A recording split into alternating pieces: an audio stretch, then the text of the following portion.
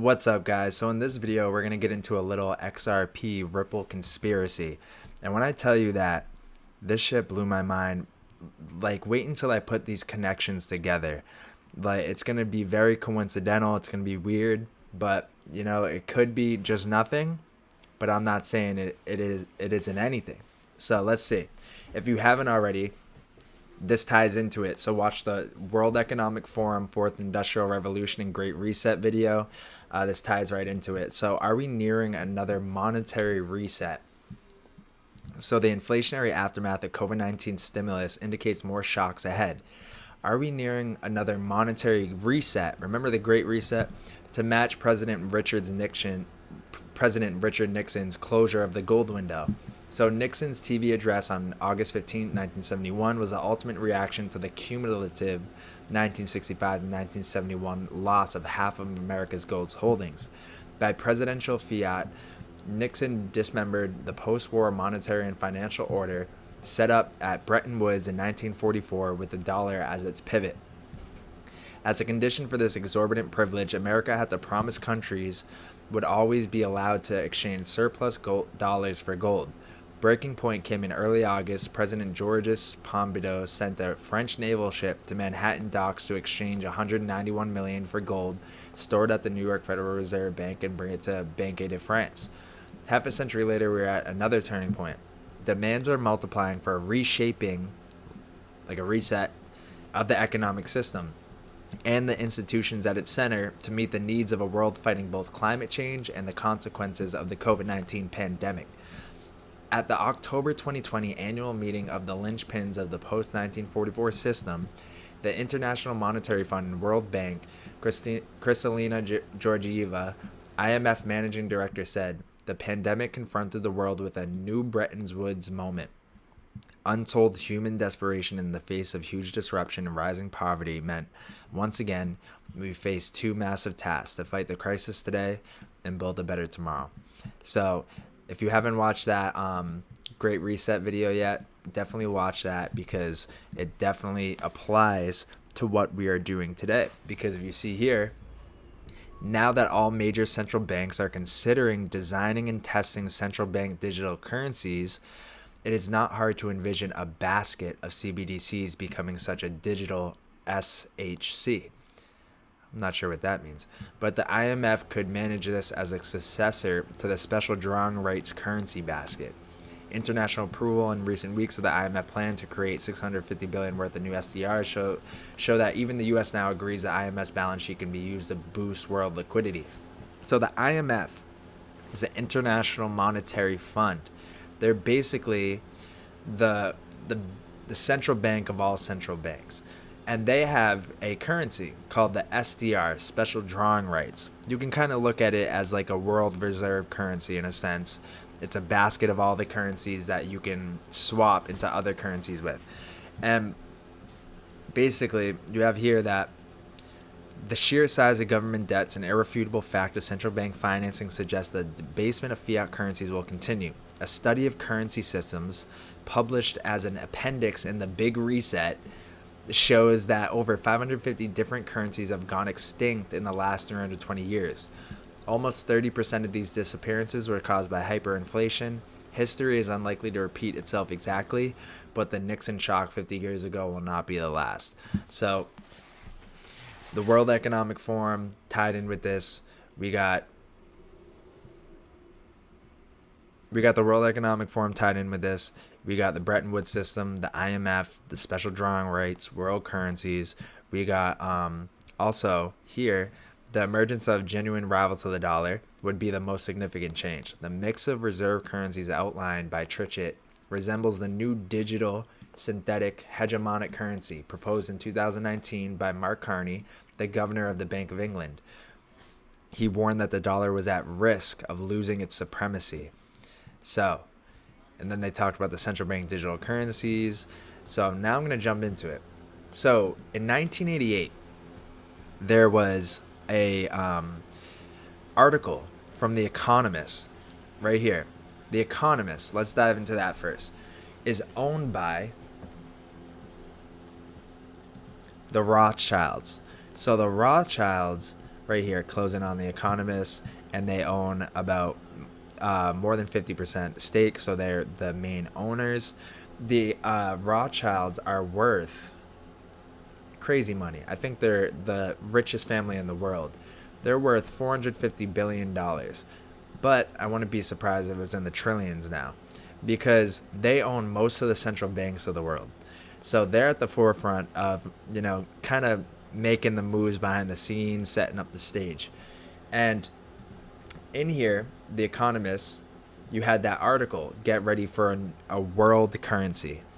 And then we need to decipher this article cover, because there's a lot of symbology in here, and we need to decipher what that symbology means, because a lot of the world's top elites are a part of Freemasonry and other kind of secret societies where they speak to each other through symbols. So let's read it. Get ready for a world currency. We have a phoenix right here, right? And we have it sitting on top of burning cash. So you have a lot of fiat currencies here, different fiat currencies around the world. And then you have this phoenix, and it's burning. The dollars are burning, the euros are burning, everything. Then you had, and keep in mind, this was released in 1988, January. Then you have get ready for world currency. It says 10. So maybe October 2018. Then it says Phoenix right there, and then there's like kind of a symbol emblem right there. So in January 9th, 1988, this came out. Get ready for the Phoenix. 30 years from now, Americans, Japanese, Europeans, and people in many other rich countries and some relatively poor ones will probably be paying for their shopping with the same currency. Prices will be quoted not in dollars, yen, or D-marks, but in, let's say, the Phoenix. The Phoenix will be favored by companies, shoppers, because it will be more convenient than today's national currencies, which by then will seem a quaint cause of much disruption to economic life in the last 20th century. Doesn't this kind of sound reminiscent of what's going on right now? So this was written in 1988. At the beginning of 1988, this appears as an outlandish prediction. Proposals of eventual monetary union proliferated 5 and 10 years ago, but they hardly envisioned the setbacks of 1987. The governments of the big economies tried to move an inch or two towards a more managed system of exchange rates, a logical preliminary, it might seem, to radical monetary reform. But lack of cooperation in the underlying economic policies, they bungled it horribly and provoked the rise in interest rates that brought on the stock market crash of October. These events have chastened exchange rate reformers. The market crash taught them that the pretense of policy cooperation can be worse than nothing, and that until real cooperation is feasible, until governments surrender some economic sovereignty, further attempts to peg currencies will flounder. So the new world economy. The biggest change in the world economy since the early 1970s is that flows of money have replaced trades and goods. So let me see here. Is there anything else I want to show you in here? So the alternative to preserve policymaking autonomy would involve a new proliferation of truly draconian controls on trade and capital flows. This course offers governments a splendid time. They can manage exchange rate movements, deploy monetary and fiscal policy without inhibition, and tackle the resulting bursts of inflation with prices and income policies. It is a growth-crippling prospect. Pencil in the Phoenix for around 2018 and welcome it when it comes. So obviously we're past 2018. But first, let's see. So what is the Phoenix? What is the symbol there? So the Phoenix represents the Phoenix symbolic meaning. The Phoenix bird symbolizes immortality, resurrection, and life after death. So it's like a rebirth, life, death, rebirth. And have you ever heard of the saying, "From the ashes rises the phoenix"? So we have a symbolic meaning to this here, as in dollars is the death, and in that is the new life and rebirth of a new world currency. So they called that currency the Phoenix. And then we have October 2018. So one of those numbers that, the elites kind of talk through is the number 33. It's a very symbolic number. And if you take, because when this was done, 1988, you would do 33 years later, right? So 33 years later is 2021. And then you have, I'm sorry, actually. So you have 3 years past 2018, 2021. And then you have 3 months past 10. That means January. So this would map out to be January 2022. So January 2022, maybe January 9th, 2022 is when this all goes down. Who knows? But that's a little conspiracy there. But the main point to this was a world reserve currency. We have, they were talking about the IMF, the International Monetary Fund, in there in this magazine article. And it's the symbolism of life after death, rebirth from the phoenix. Now we can go to a patent. So you can look on Google the patents. And David Schwartz, he's the chief technology officer of Ripple and XRP. And he was one of the original developers to the Bitcoin as well, too. He contributed. But we know Bitcoin came out 2008, 2009, around that time. And he had filed a patent in 1988, the same date that 1988 that this article came out. So he had filed that patent to build a multi-level distributed computer system for distributing processes preferably. So like he had a patent for cryptocurrency distributed ledger technology back in 1988, right? So it's weird how it's so coincidental that it lines up with this as well too. Then we have the triskelion. So the triskelion is the same symbol as, or symbolic meaning as, the birth, death, and rebirth, just like the phoenix. So the phoenix symbol, life after death, rebirth. Same with the triskelion, birth, death, rebirth. And then you could go here and see that Ripple, the company, on their website, they talk about their logo. This was updated May 5th, 2021. And it says the official logo of Ripple, it's trademark of Ripple, all this stuff. And it is literally the triskelion. This is the triskelion, which is a registered trademark of Ripple. Use of the Ripple triskelion must comply with the rules. So like, guys, it's the same meaning. So Ripple's logo is the triskelion, which symbolizes rebirth, life, death, rebirth. And same with this Economist article, the phoenix, that's what they called that world currency, symbolizing it as the phoenix as life, death, rebirth. Very coincidental there. And then don't forget about the patent that the Ripple CTO filed in 1988, which was the same date as this Economist article. So stay with me here. And then we have the IMF, the International Monetary Fund. So this lady, Christine Lagarde, she was the head of the IMF. Now she's the head of the European Central Bank. And she was spotted with the triskelion on her neck.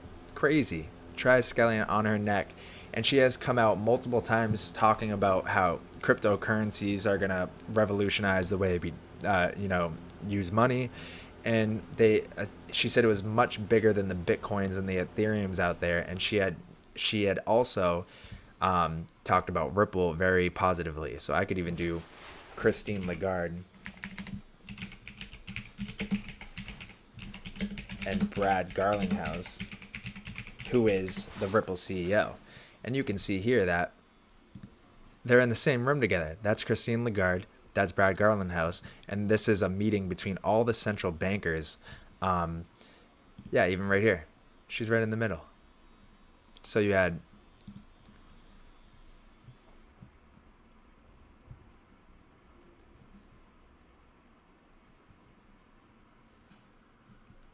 yes, right here. Pay no attention to the multi-billion-dollar startup that has connections with the IMF, BlackRock, Vanguard, Bank of England, Bank of Japan. So funny. But yes, 100%. Not only is it going to be the global reserve currency, it's going to redefine. Yeah, so even people are talking about it all the way back then. But so we can see here that they're tied up with the central bankers We know who owns the central bankers or the central banks, the Rothschilds. The Rothschilds owns the Economist. The Economist article came out with the world reserve currency. So there's so many things lining up here that as far as that goes.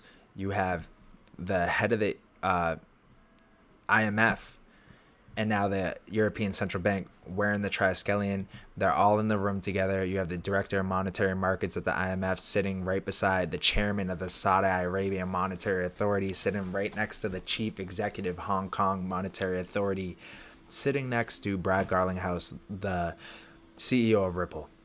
Then you have that Christine Lagarde lady right there, because they were given a talking about how you can use Ripple and XRP with central bank digital currencies. This was years ago. And this was at the Bank of International Settlements. There's so many connections, guys. So now we could dive in here. Let's see. So then I found this PDF online. And it's funny because it says here, strictly confidential, do not distribute. I got my hands on it. So I remember seeing this years ago, and I got my hands on it again. I saved it on my computer. And digital fiat currency, the true alternative to physical currency. So the single largest opportunity for central banks and fintech is to digitize cash. $75 trillion worth of cash transactions globally. 85% of global consumer payments in cash and all this stuff. Source, the World Bank.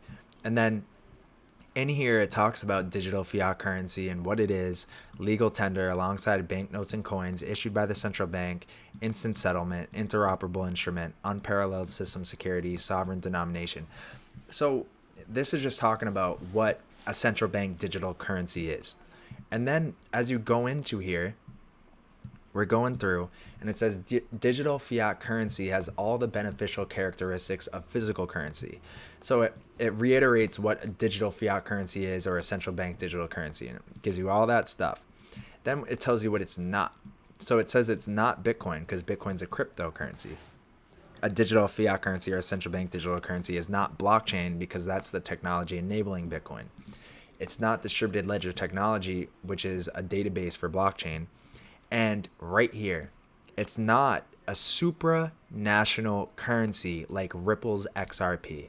So what does a supranational currency mean? A supranational currency is in international finance a world currency. A world currency, guys.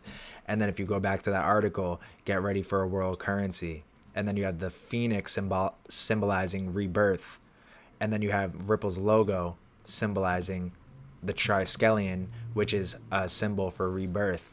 Then you have the 1988 patent from the Ripple CTO, talking about multi-level distributed ledger technology. And then 1988 is when that came out. So there's so many connections there. Then you had all the IMF people, the central banks. They're linked up with the Rothschilds, who own the Economist, who did that magazine cover. And then she was wearing the triskelion. So they know what's going on. They're talking through symbols here. And then we have this saying supranational currency, which means world currency. Supranational currency, or a global currency, is a currency that would be transacted internationally with no set borders. Then you have on Ripple's website, this is one of their blogs in February 2017. And at the end of it said, most importantly, we remain more committed than ever to the simple goal of making XRP the world's reserve digital currency. There's too many coincidences here for me to disregard it. So Ripple's connection with the IMF and central banks. This is a great read right here. Talks about a lot of good stuff. Oh yeah. So I'm going to share this in the description of this video. You guys should really look into this stuff. It's huge. And then I looked up on Google IMF XRP. And then what I did was I went to right here. This is on the IMF's website, www.imf.org. I'm going to save it. And then let's see what it is. It's a whole presentation about Ripple, transforming global payments, enabling the Internet of Value, on the IMF's website. overrule Ripple Solutions. Why would they be putting this on their website, a whole presentation for it, if they weren't going to do it, if they weren't going to do anything with it? So this is huge stuff. Huge stuff. Then you global payments, global world currency. You have all those things lining up to be the case. So then we got, let's see here. So another thing, if you want to get a little spooky with it, you have, I don't know if you guys remember the mark of the beast with like the Bible stuff, and then about how there'll be a world currency and you cannot transact unless you get, you know, the mark of the beast or the chip, right? Then there's this video here, and I'll play this.